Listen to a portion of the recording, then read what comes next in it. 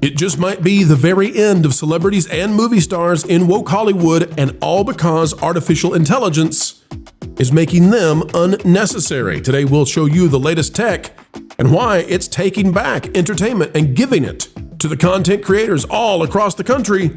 There's just one thing about it. This time, it might not be a good thing.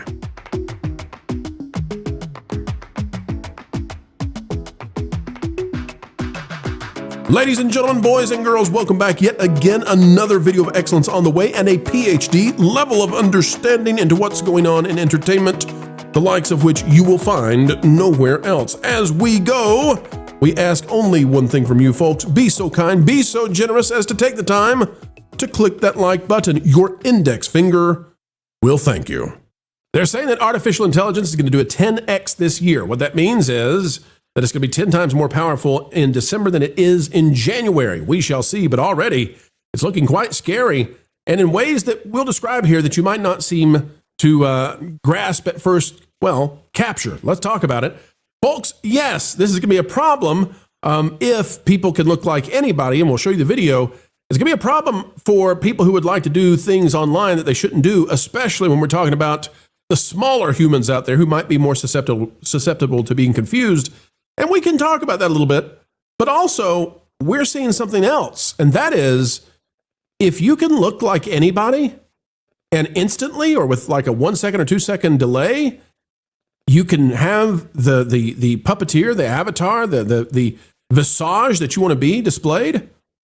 Wait a minute. Why do we need actors who are beautiful? Why do we need movie stars who look a certain way? Anybody can look like anybody. Here's the clip, folks. Take a look at this. This is the latest from what can be done with tech. Not with the audio, because we love here not being copyright struck. You can see the dude in the bottom right. That's the real person. And you can see the AI avatar that does what that dude does. And no, this is not fake. No, this is not coming out one day. This is real, and this is available at least very soon. At least very soon. Okay, so there's that. Is that the Monstropolis M in the background? Let me see. Monstropolis, maybe. I don't know, but this guy catfished me last week. I knew he would, Tom. I told you. I told you not to let that happen. What about if you want to be... thousands of dollars out of me. What if you want to be any character from Stranger Things? Well, let's see how that would go. You can see the guy in the bottom right, different guy this time, pretending to be these characters from Stranger Things. Any actor can be portrayed. You might get a little bit of uncanny valley. They might not look just exactly the same, but you can basically be anybody you want to be now using AI. Okay, so what that causes me to wonder then is if you can be anybody at any time with almost no latency, and maybe voices on the way too soon. Lou, I'll go to you first on this. Can't you just, for exceedingly low cost, hire somebody who is a great actor but might not be beautiful to play anybody they want to play? No need for CGI, no need for crazy makeup. Jim Carrey, get out of the chair. We can just turn you into the Grinch. You don't have to worry about all the torture of that stuff anymore. And boom, digital makeup changes the Hollywood industry. What say you, Mr. Ghost? Sure could. Sure could. All of which makes it even more insane that they're even talking about extending the contracts from 3 to 5 years. Imagine where it'll be in 5 minutes, let alone in 5 years. Now, wait a minute, Lou. Don't leave that sitting. Tell the people out there what you're talking about. Not everybody watches every bit of content we have. We recommend it, by the way. But what about this 5 years thing you're discussing? Because I think actually it ties in perfectly to what we see. Well, we are about to run into the wonderful world of contract negotiations in Hollywood land. And although nothing is officially on the table yet, the precursors have discussed that the producers are making an offer. It isn't, again, a formal offer on the table, but it's a discussion that in return for giving the unions $100 million for their pension plan, well, you know, that 3-year deal we have on the contract, let's make it 5 years. So let's make it 5 years before we can adjust the contract from whatever we come up with this time, because nothing's going to change in 5 years, is it? Nothing really? Want to bet? Right. Now, one of the things about this is authenticity is going to be at a premium, but how are you going to figure it out? Nat, what do you think? Do you believe we might be looking 5 years from now? As Lou is, we're talking about 5 years. I don't think it'll take that long. The tech is here now, but by the time we get to 5 years, Nat, do you think that maybe even a majority of the characters on screen might be an AI digital version of a real actor who's just doing the motion capturing and the video stuff, but without the little suits and the balls and all that kind of stuff. They just literally go act and they're transformed on screen. Is that where you think we're going at? Unfortunately, yes, and it creeps me out a lot just thinking about it. But it will be cheaper for all studios, and it will be easier for them because it can make them do whatever they want to do, and it's easier to negotiate with somebody that isn't the actual celebrity or actor or person. And there are a lot of people that can act great, and as you say, but maybe they're not up to the standards of the movie industry. And with AI, in general, I think maybe it might move us towards a place where we appreciate live in-person things a lot more. Broadway shows, theater, that might actually start coming up because everything will seem, and you can create, well, eventually you'll be able to create a movie and just tell it whatever you want to watch and watch it in 5 minutes, well, 20 minutes maybe to render, but you can change all the stories and the actual production value and what used to make Hollywood so great will be completely obliterated. But I think there's a big opportunity for other avenues and other ways of entertainment that people will start appreciating a lot more. We're already seeing a turn towards more physical things, people buying DVDs, buying VHSs and books because, especially Gen Alpha, Gen Z, because they're realizing that none of the things they consume or they watch or they like is real. And sure. It is an interesting inflection point we're arriving at where it's either we go fully in that direction or people rebel, especially younger people. Nat, this is why I think two things might happen here. One is I think that live performances are going to become the thing to do. Like going to your local theater with a live performance, that's going to be going and listening to an orchestra live. That's going to be where people want to spend big money because that's the premium experience to have. The other thing I think might happen is you might get some kind of certification or some kind of guarantee in a movie that we're featuring a real actor right here or right there. And I think there might be a premium placed on that, but maybe background characters nobody cares, or maybe secondary and tertiary characters nobody cares.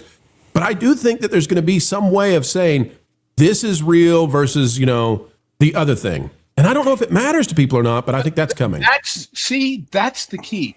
Lauren and I were having this discussion the other day, and Lauren said, yeah, but the human spark is not something they can replicate.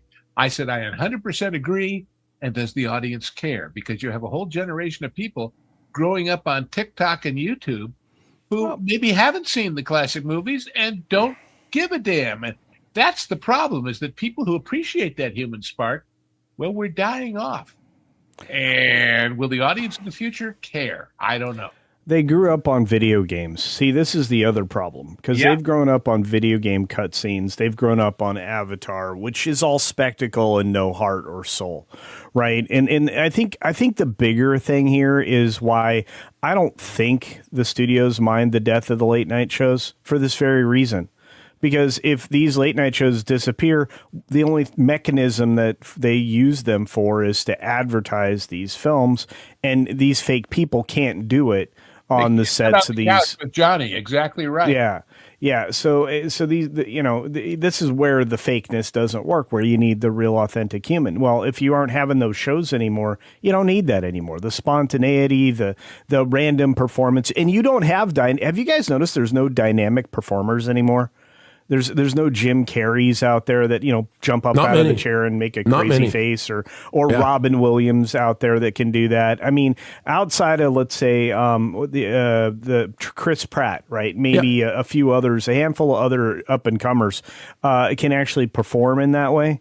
And you don't even have dynamic hosts anymore. I mean, essentially the hosts are just there to regurgitate talking points from a political narrative. They're not there to talk about the clip. They're not there to set up the clip. They're not there to get the unique anecdotes that you used to solicit from your guests during the pre-interview. By the way, anybody who was a producer that would get the early interview of whoever you were having on your show for the night, they're the ones that got the ball rolling on all those fantastic stories we used to hear, the behind the scenes stuff, the unique stories you got to hear about certain actors behind the snes. Those all that's disappeared from all of these shows.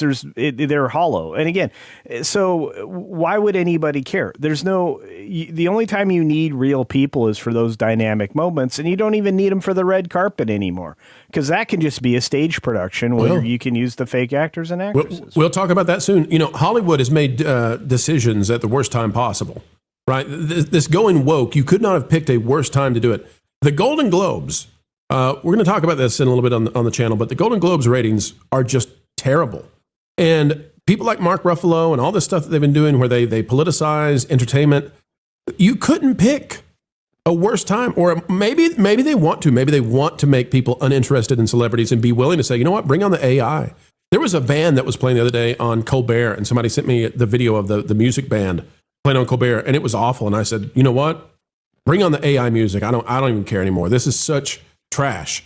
But Andre, to the business side of this, there's going to be a lot of money involved, I believe, in trying to get likeness and the rights to likeness. What do you think is going to happen here in terms of like the companies saying, you know what, we're going to try and get the deal where we can have Harrison Ford. So if we want to have a Han Solo in the future, like we'll pay however much to his estate, or, you know, I think there might be a huge rush from studios to say, we got to get on, we got to do this as fast as we can. Yeah. First, I have to congratulate you on an awesome scoop. But do you want another one? Please. This has been going on for years already. The only thing that AI has done is speed this up. But this was already happening by way of deep faking.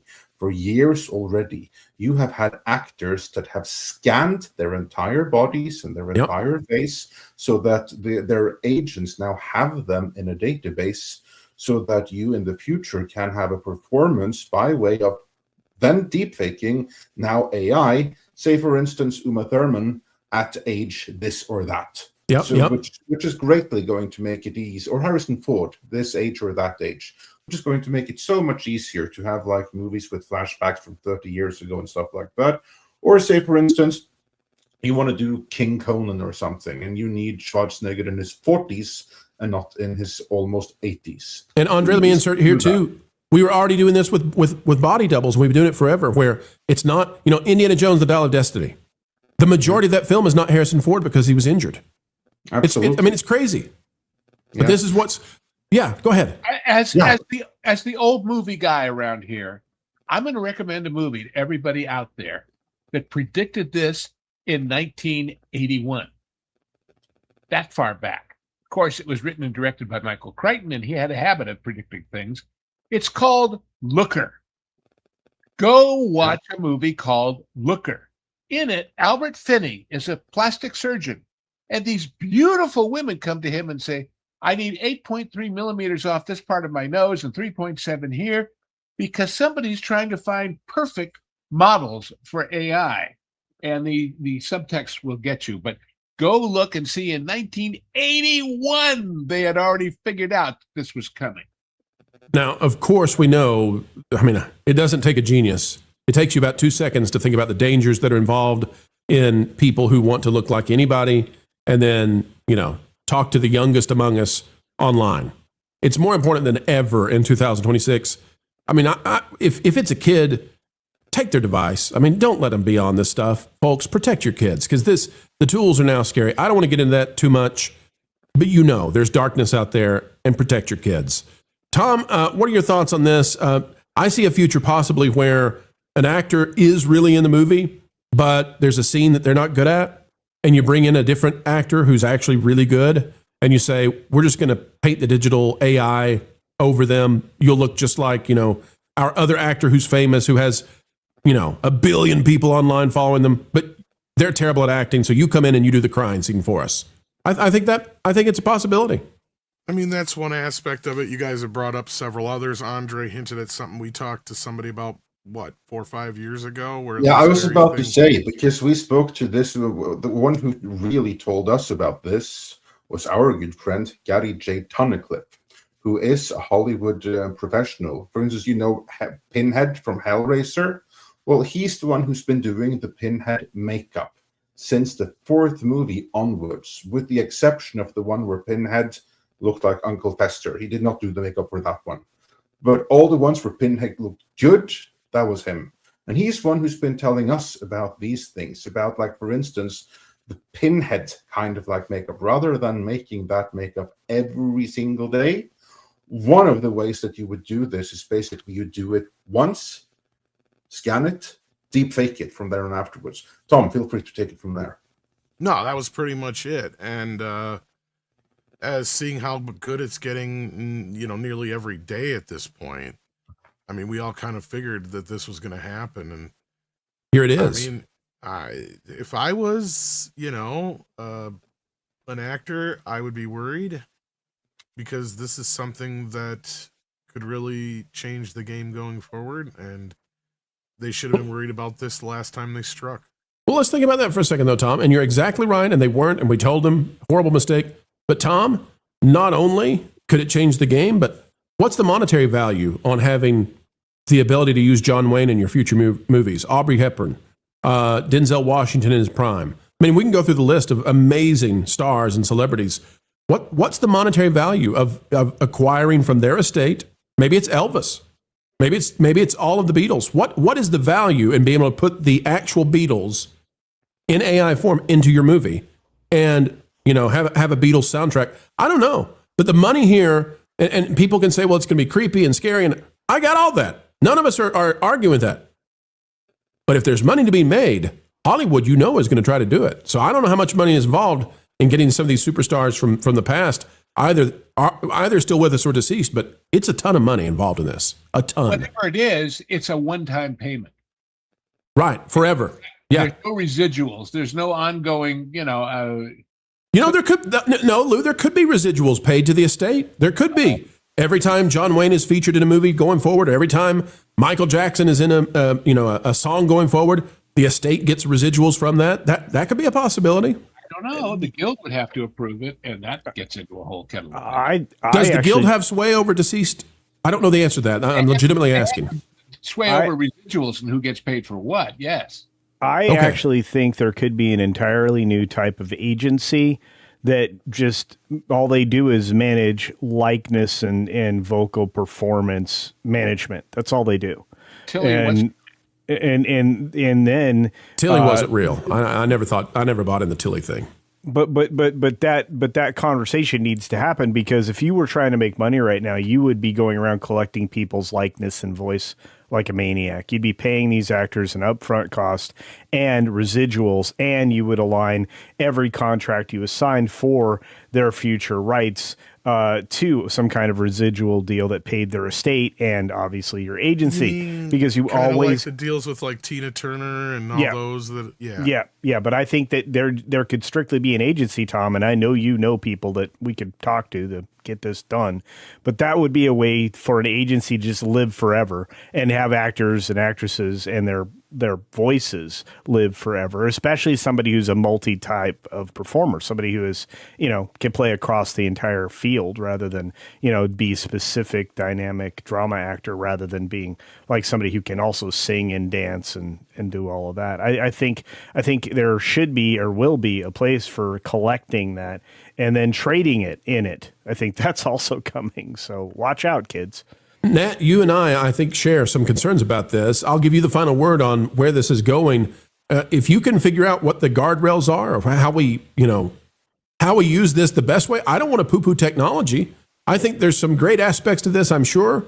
But I see some problematic aspects as well. What are your thoughts on it?